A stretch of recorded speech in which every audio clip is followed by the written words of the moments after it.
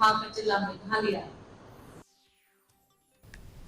president of the Voice of the People Party, Ardent Basaiawmoit, today withdrew his indefinite hunger strike after the government notified the expert committee to study the state job reservation policy. Basaiawmoit was on an indefinite hunger strike from May 23rd to pressurize the government to review the reservation policy, which according to him was unfair for the Khasi Jaintia community, which is more in population compared to the Garos.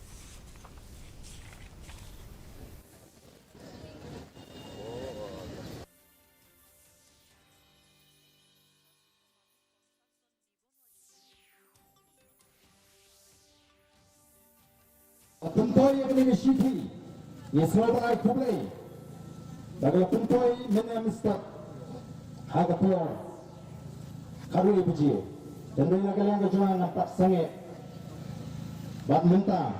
ngampun benar hakmat ke jingdon ke jompi, bangan tuntut no, ia akan dikejusah semua.